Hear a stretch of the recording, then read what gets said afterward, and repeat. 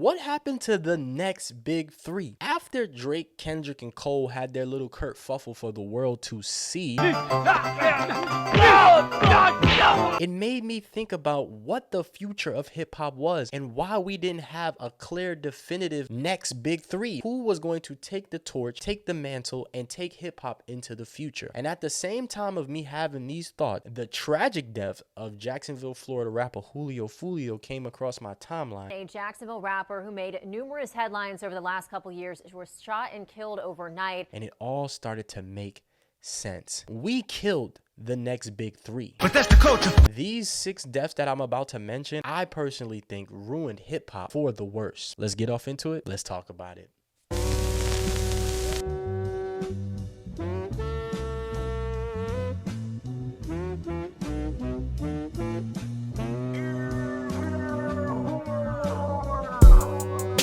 What's going on, everybody? It's your boy Read My Soul, and I'm back with another video for you. Hope everybody's doing well. Hope everybody's being blessed. Yes, if you're watching this, you're on the right side of history. Get up, go make it an amazing day. And my favorite saying of 2024 is, I'm not here to be right, I'm just here to be me. And if you're looking for the right opinion, I don't know where you can find it. But if you're looking for my opinion, you are in the right place.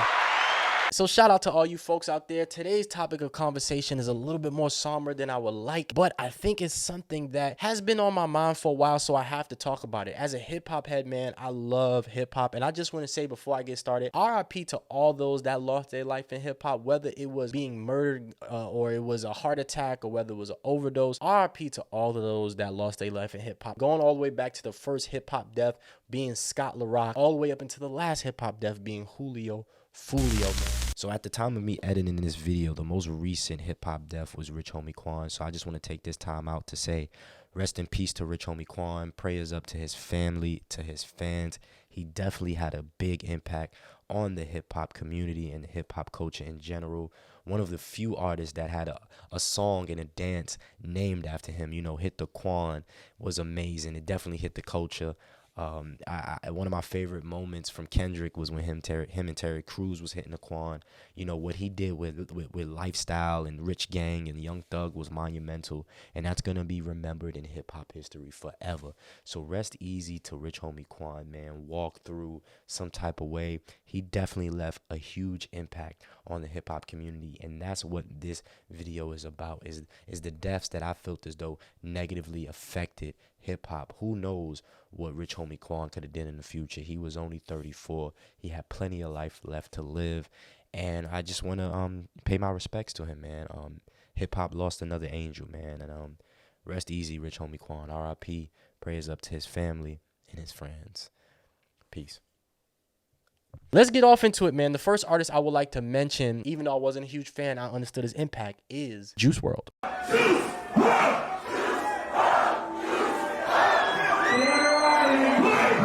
Gerard Anthony Higgins was born on December 2nd, 1998, and he tragically passed December 8th in 2019. The details of his death is not something I want to get into it. I want to get into the details of his life, man. Juice WRLD was something very, very, very special. Even though I was not a fan, I understood the impact and where he was going to go. I feel as though all of these artists I'm about to mention, starting with Juice WRLD, ruined the sound that they were doing. The sound that they were creating hasn't been able to overcome the depths of a person like Juice WRLD. And I think Juice WRLD was the new Kid Cudi when it comes to emo rap and infusing rock and hip hop and pop. I think Juice WRLD sound was going to be a lot of what we were going to hear into the future. And I feel as though, you know, him and Trippie Redd and maybe another artist I'm going to mention later, I feel as though they were the forefronts of the new movement. You know, some people could say mumble rappers, but Juice WRLD actually went on freestyle, went on flex and went to freestyle, and actually was an amazing freestyler. But this Gucci on me is fresh like it came from a mannequin. I'ma walk in the sky, bitch. I'm feeling like Anakin. I even think his whole biggest song, Lucid Dreams, I even think that was a lesson to a lot of the new up-and-coming artists about licensing and publishing and getting clearance samples, because basically Sting took all of that. There was a whole copyright issue around that song. Right. Sting I guess, owns 85% of that song. Yeah. But that song was so huge that you couldn't, even if you didn't like Juice WRLD, you couldn't get away from that song. And I feel as though his death really killed that new wave of artists that were gonna push that emo rap to the forefront. I just want to say shout out to Juice WRLD. If you're a fan of Juice WRLD, I'm sorry for your loss. To Juice WRLD's family, again, I'm sorry for your loss. I think that this young man was onto something. I think he was definitely going to be maybe one of those big three. I mean, he's still selling a lot of music. Like, he's on the top selling artists in hip hop almost every year since his death. So he definitely was going to be a big three candidate, if not the next big three. And I think that Juice WRLD's death definitely affected hip hop's sound, and it affected hip hop's youth to where he could have probably pulled up a lot of younger artists that maybe the older gatekeepers in the industry wouldn't understand. I think that Juice WRLD would have definitely made a way for that emo sound, that new age emo sound, and would have definitely opened up a lane for younger artists to drive on. He would have laid down foundation in the path for newer artists to drive on. My message to the youth is to be strong no matter what you're going through. If you need help, seek help. Whether if you don't want professional help, seek help, and surround yourself with people that'll help you. Let's go into the second artist that I believe's death affected hip hop negatively, man, and ruined a sound. And I think that is Young Dolph. I don't fuck with these niggas 'cause they say these bitches that want to So me and my wife went to a concert that I won tickets for. It was the first Revolt Music Conference. We saw Janae Aiko. We saw G-Eazy. We saw early Days Before Rodeo Travis Scott. We saw Jermaine Dupri, Big Shit. It was an amazing event. But when we were there, we were talking to people because, you know, I'm a social person. So we were talking to people, and we ran into this group from Memphis, and they was telling us, man, y'all heard about Young Dolph. Y'all heard about Young Dolph. And at the time, I was getting into my, like, not listening to newer artist phase. I think, I was 2014, 2015. I was like 21, 22. So I wasn't keeping up with new music as much as I used to. So I didn't know. But from that time that man told me his name until Young Dolph's passing, I knew who Young Dolph was. keep it real with your dog no matter what. Young Dolph was an amazing pillar of the Memphis sound. I think that Moneybagg Yo and even Yo Gotti, they were able to come up with hits, and they were able to shine because Young Dolph laid that foundation. Of course, Yo Gotti was an artist before Young Dolph, but Dolph was super, super important, man. And his tragic death at the cookie shop was sad, man. It was really sad. I feel as though Dolph, for what he stood for and what he was bringing to the game, was very different.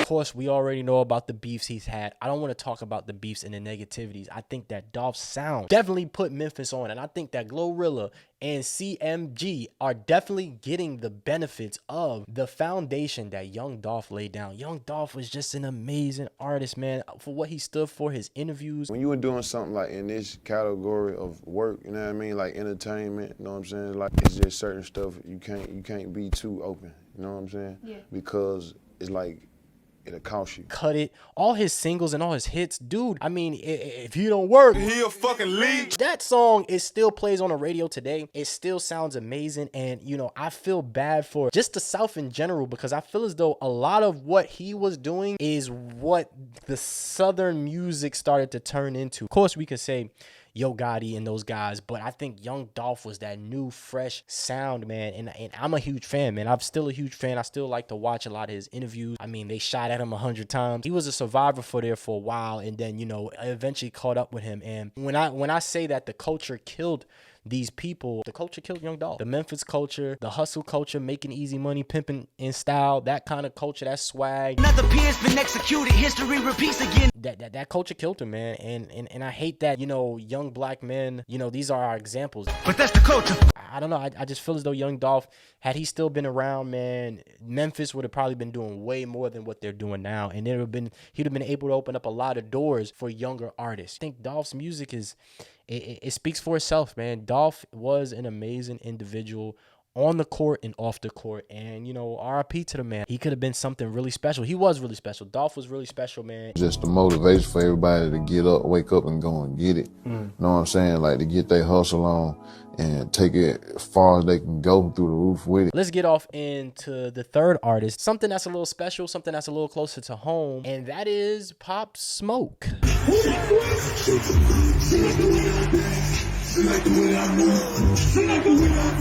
Pop Smoke, man, the week of his death, me and my good friend T, I was still living in Columbia, South Carolina. We was just starting to like get it. Welcome to the Party and a lot of his songs, we just started to like, it really started to be things that we were listening to every day. And I feel as though New York hasn't had a king in a long time, and the closest thing that we've had to that in recent time is Pop Smoke. I'm the king of New York, mellow. Pop Smoke death kind of killed New York drill. I feel as though if Pop Smoke would have still been around, Fabio Foreign would sound even better than he did on the Off the Grid joint. I feel as though Scarlip, I feel as though Ice Spice, I feel as though had Pop been around, he would have been able to lift these artists up and make them sound even better. I feel as though Ice Spice, had she had another artist to like really leech off of, no, you know, like not like leech off of, but like, you know, get some energy from, that was maybe as big as her, she would have been bigger than she is. I feel as though New York has had a hard time finding its sound, and Pop Smoke came in with his own kind of sound.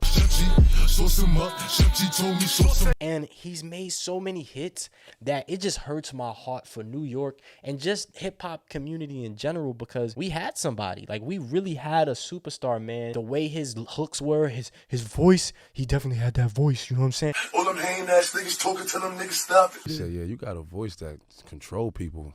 She's like, you could be a principal or something. A principal? Word.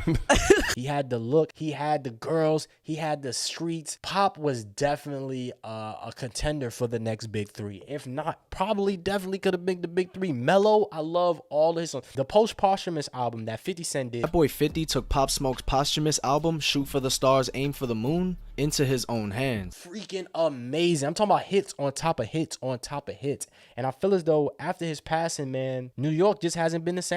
I mean, we got Ice Spice, but you know, Fabio and Ice, they projects don't do as well as they should. Like Ice Spice should be bigger, but she's stuck on the same sound. You know, she's shaking her booty every 5 seconds.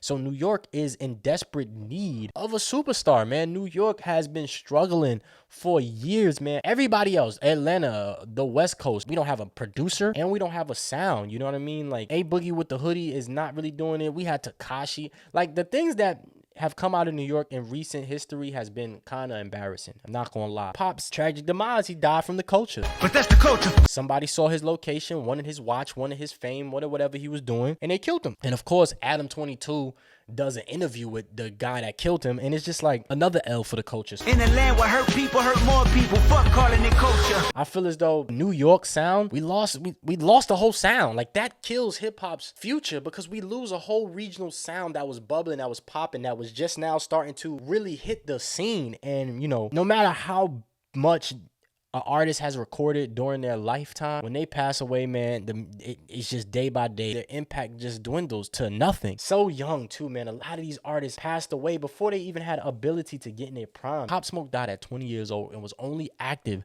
for 2 years. The amount of impact that he had in 2 years is crazy. So I know for a fact he would have definitely been a superstar and been competing for that big three. Niggas like us coming where we come from, we can't afford to fuck up.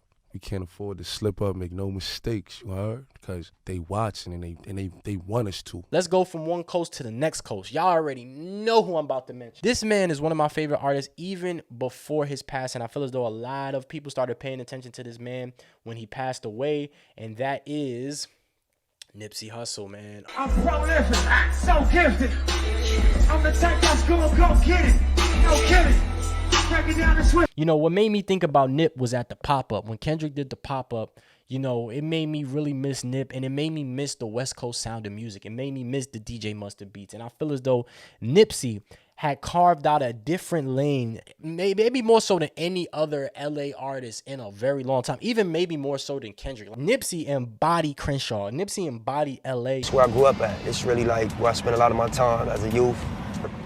Our neighborhood basically go from like Slauson to Florence. So Victory Lap, even though he didn't win the Grammy, he definitely won the Grammy in the hood, man. He went against Daytona, Astro World, Invasion of Privacy, and I forgot what Drake project, but man, let me tell you, Nipsey Victory Lap was I was turning 25 years old, and I could not stop listening to Hustle and Motivate and Dedication. I've been a fan of Nipsey since Key to the City 1. Rebel in this white man's world until they bury him. Being broke is so un-American. I got the key to the city. Nipsey was just, I mean, just dripped off of him, man. Big 3 status just dripped off this man. This man has so much swag. He has so much confidence. He was speaking on something other than just, you know, he was talking about crypto. Access, man. You know what I'm saying? Like, we boxed out. Even like Angela was saying earlier about like cryptocurrency and technology. We underrepresented in technology. He was talking about culture vultures. He was very into tech. He was very into helping the community and bringing more infrastructure to the communities to help the children. So, man, Nipsey was a star on court and off the court. All that is cool for the image and all that, but all them is liabilities, you feel me? I'd rather invest in some real estate, you know what I'm saying? Wait, can you repeat that again? I say invest in some assets as opposed to trick off my money on some liabilities like diamonds, you know what I'm saying? Cars that lose value as soon as you drive them off the lot. I just loved everything Nipsey stand for, and I feel as though until Kendrick did the whole Not Like Us thing, the West Coast was desperate for sound. Like, they didn't have a sound for a while. The Mustard era was over. I feel as though Nipsey was the last great star from the West Coast. Like, Kendrick embodies, like, he's a global superstar. He talks about Compton a lot, but his music doesn't sound like Compton. Not Like Us and what he's doing with Mustard now is the closest he's had since the beginning of his career of like an LA Compton style type sound. But Nipsey embodied that thing. In terms of me using it for the title of my project, I just think that it was one word that could sum up what I represent to this music right now. It's a foundation to my personality, my story. It's where it took place at. Everything Nipsey stood for reeked of Big 3 energy, man. And I feel as though his death kind of killed the whole coast, the whole region. And I want him to get his flowers outside of his death. I was very big on Victory Lap, man. I definitely think he should have won the Grammy. I understood why Cardi B won the Grammy, but if you ask me, man, I don't listen to Invasion of Privacy all the time like I do even Astro World or Daytona or Victory Lap. Victory Lap is a one-of-one album. I mean, he everything Nipsey did was just iconic. Him doing the pay-to-play model, which is like the happy-to-pay model, which is I think he charged like $1,000 per album, and Jay-Z bought like 10,000 of them. I don't know. I know Nipsey was charging a lot of money for an album, and We sold out in the first day. We passed what we expected to do. How many copies? 1,000 copies at $100 each. So Nipsey was a hustler. He was trying to find ways in the era of, you know, streaming where music was devalued. He was trying to find ways to put value to his music. So everything Nipsey stood for, man, just reeked of Big 3 energy. Same with Pop, same with Young Dolph, same with Juice WRLD. These guys reeked of Big 3 energy. They reeked of we the next future of hip hop. And even though some of these guys is old, like Young Dolph been rapping for a minute. Nipsey been rapping for a minute before he really got his, you know, his just due. And he really didn't get his just due to his death, man. So I just want to say RIP to Nipsey Hussle, man. His music has motivated me to do some amazing things. And like I said, I think his death negatively affected hip hop for the worse. Whole thing, we look at life like it's about what you can get from life. You know, I read something, I was like, that's not what it is. You're going to always be unfulfilled if you look at life like that. It's about knowing you're gonna leave one day, and you know when you leave, the only way you're gonna be fulfilled is if you know you gave everything you had. But let's get off into the number 5 artist that I think death negatively affected hip hop. This one hits close to home, and that's one of my favorite artists, and that's Mac Miller. I don't need to lie no more. Nowadays, all I do is shine, take a breath and ease my mind. I gotta talk about it, man. Mac Miller death negatively affected hip hop in more ways than people would imagine, man. Mac Miller, man, I feel as though he was just getting into his bag. I feel as though he was just getting into his sound. And had he been alive, I think a lot of white rappers would be coming into hip hop doing something different. I feel as though white rappers, besides like Jack Harlow, most of them are like, they like the technical aspect of the sport. They like to rap really fast and say a lot of words and say a lot of syllables. Incredible, you're gonna need some medical attention for your head, and we're messing with a general. I got him in the coma, yeah, they heading for the battle, and they put you on a ventilator. Like even Lil Dicky, even though Lil Dicky is a little bit more of a funny comedic rapper, I feel as though when he's rapping, he's being a little bit more technical. You get what I'm saying? You got like the Tom McDonalds that are basically blatantly crapping on the culture, and you know you got the Eminems. When white rappers come in, they stay as closest to Eminem as possible. And Jack Harlow's like the one few rappers that's like a swag rapper. But then you know you've had like G-Eazy, like they're either like the real technical rappers or they're like a frat swag rapper. And Mac Miller was the creator, if you ask me. Him and Asher Roth were like the creator, Asher Roth mostly, but Asleep in the Bread Aisle is amazing. Just want to throw that in there, throw another white boy out there, you feel what I'm saying? But I feel as though Asher and Mac were the foundations of frat rap. That's my face off and had this one girl completely naked. Drink my drink. Used to take a bus, now the boy board jets. Cause kids got me buzzing like a fucking hornet. As big as frat rap got, Mac Miller said, that's not me. And he did something called Watching Movies with the Sound Off. Now, Watching Movies with the Sound Off, which I have here, I've had it since the week of its release. I've had this since the week of this release. I've had Good AM since the week of its release. I feel as though he made a whole different sound with watching movies with sound on. He had people like Action Bronson and Chief Keef and Jay Electronica. Like, he was rapping with like Jay Electronica. And during Jay Electronica's peak, Mac Miller was out rapping him or rapping with him. And he was creating a different sound. Good AM, The Divine Feminine, Watching Movies with the Sound Off, and Swimming are like totally different than almost anything any white rapper has given me. It's definitely some Asher Roth in there. Like, if you listen to Asher Roth, Asleep in the Bread Aisle, you can tell the end of that album, Mac Miller started to like gravitate towards that real somber sound. He thinks to himself, this alone is a wealth that's greater than what's bought and is sold on the shelf. I can close my eyes and I can see. I think I know it all, but I don't.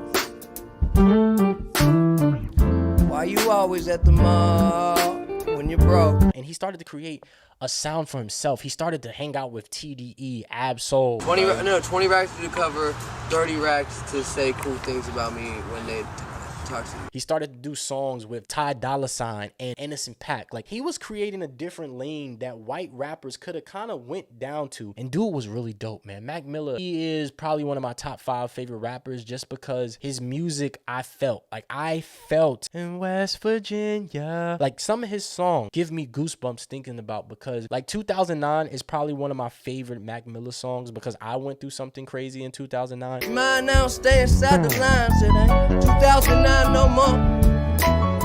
I know what's behind that door. The Tiny Desk performance of Mac Miller in 2009 will make you cry. If you were a Mac fan, or if you're not a Mac fan, or you just enjoyed his music, it will definitely get you in your feels. And sometimes, I wish I took a simpler route. Instead of having demons that's as big as my house. I feel as though his death negatively affected the white rapper community. I feel as though had he still been able to continue with his sound, that he was mixing pop and funk and like these funky, like, you know, like if you listen to like Ladders and What's the Use, if you listen to this, some of these songs were like just really funk and soulful, man. I really felt as though had he continued to do what he do, white rappers would have more of a lane than just Let's Me Be Cool, swag rap, G-Eazy, Jack Harlow, real technical, spectacle, rhythmical, miracle, lyrical. I feel as though they would have been able to kind of create their own lane. And Mac Miller was one of those people that created his own sound in his own lane. And white boy rappers have suffered because of his death, personally, because they only feel as though they can go technical, or they can try to be cool, or they can just hate the culture, right? Like Tom McDonald. And I feel as though Mac was just like, he ingrained himself in the culture, and he really understood what being an artist was about. Using black music, using soulful black music, he understood it. And I don't know, he wasn't a Post Malone, let me just say that, but he loved hip-hop, he loved music, and he was growing as an artist. And I feel as though had he still been around, white rappers would have had a different lane to go down. Well, I've been a fool, but it's cool. That's what human beings do. Keep your eyes to the sky, never glued to your shoes. Guess there was a time when my mind was consumed. And let's get off into the final artist that I feel as though death negatively affected the sound of hip-hop and could have been a big 3 artist. Now, Mac Miller, I feel as though Mac Miller was always in the big 3. That's just my personal opinion. It would be Kendrick, Cole, Wale, Mac Miller, Big Sean. What? Those artists I rock with way more. I'm just gonna be honest with you. The album About Nothing right here. Big Sean, Dark Sky Paradise right here. Good AM right there. Like, that would have been my big 3 personally. After 2015, when I found out Drake didn't write his music, he was out for me. And then another artist that I'm about to mention, I already feel as though this kid right here was a part of the big 3, even his death. Like, he was the next big 3 while he was alive, and that is XXXTentacion.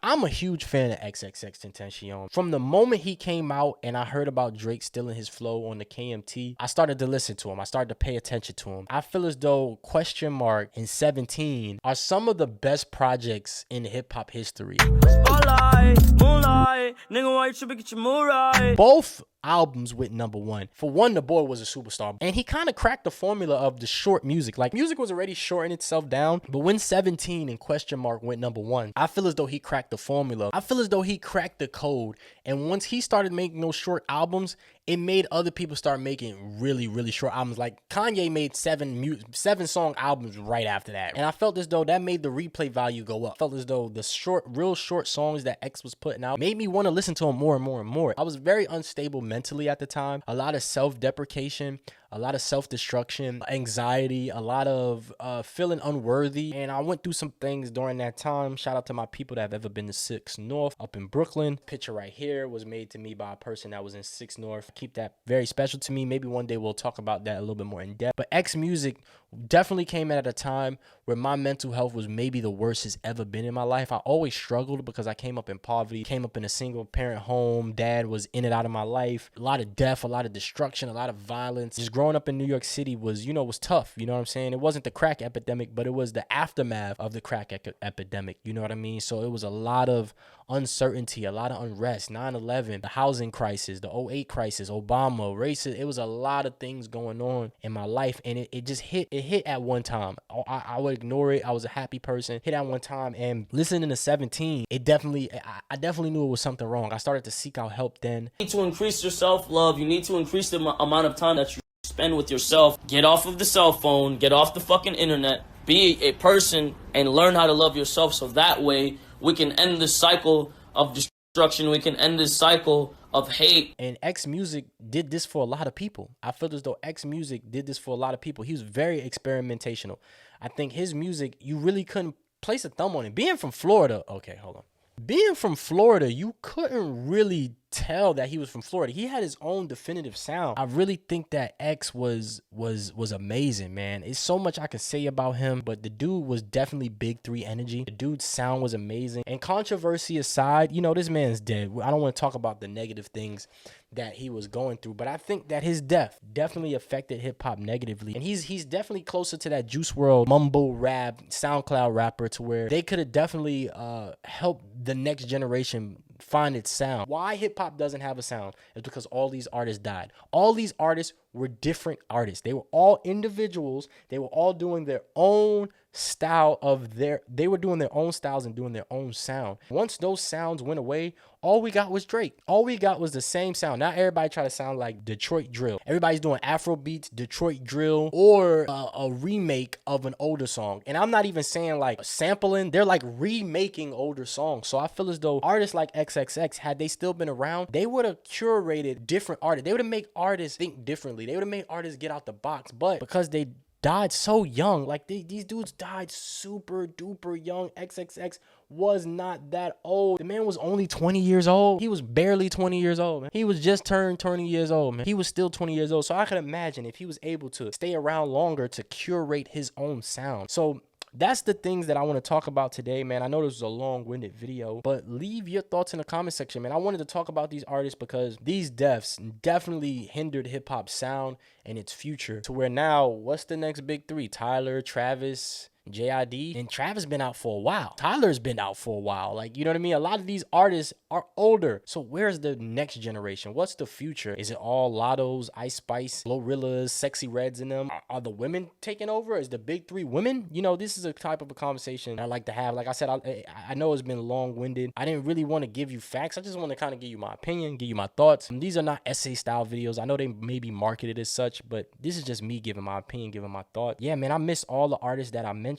Leave your thoughts in the comment section. Did I leave anybody out? I know there's probably some people out there that's gonna be like King Von, Mo 3. I have nothing against those people. I just know that, Takeoff. I just know that PNB Rock. I just know that these artists were very special to me, and the amount of buzz and amount of sales and numbers they were doing proved that they were the next up, right? They were definitely the next up. All amazing artists, definitely. Even with their untimely demise and their tragic passing so young, I feel as though they still made a huge impact on the game. Hip-hop hasn't really recovered since, if you ask me. I think hip-hop is still trying to figure out what the future is and where's the next big artist. Who's going to lead hip-hop into the future? Because let's be real, Drake, Kendrick, and Cole, they're done. They just had their biggest moment. But who did they pass it to? Who's going to take it? I don't know.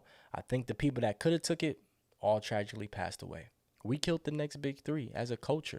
But that's the culture. Our culture is very deadly, very toxic, very egotistical. History repeats again. Make amends to find a nigga with the same skin to do it. And so we might have killed the future hip hop. We for damn sure definitely killed the next big three. But leave your thoughts in the comment section. Make sure you comment, like, subscribe, ring that notification bell so you can be notified whenever I release a video. And I'm out of here. Peace.